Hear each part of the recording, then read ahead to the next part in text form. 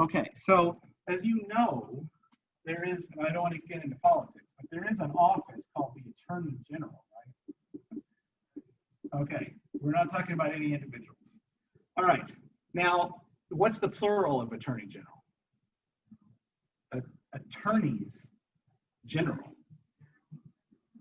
Well, okay, so we have an Attorney General. Now, you may say, therefore, we have two Attorney Generals. And yes, probably in conversational language, that's what we say. But attorney is the noun and general is the adjective.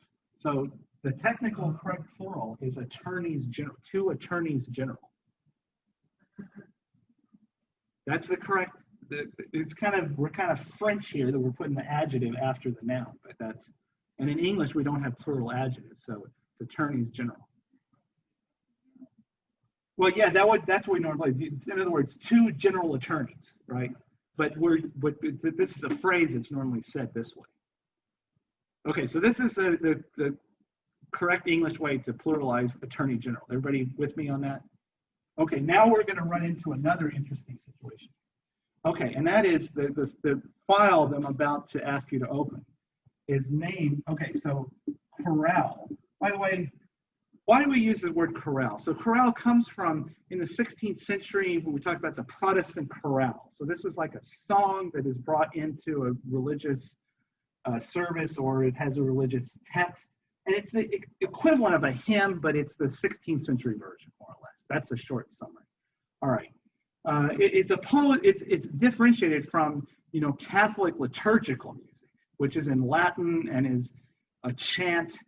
And then when Protestantism came along, they replaced that in many cases with something that's in a vernacular language like English, French, or German, and is not a chant. It's a song melody.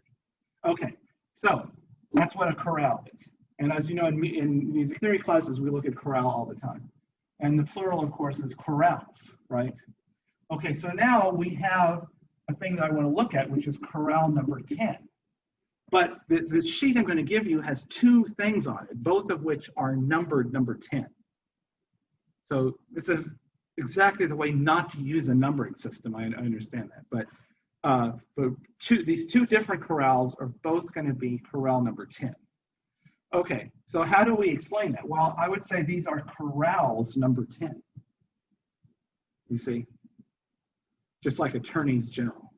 When you look at this thing, one side is number 10, and the other side is another piece, which is also chorale number 10.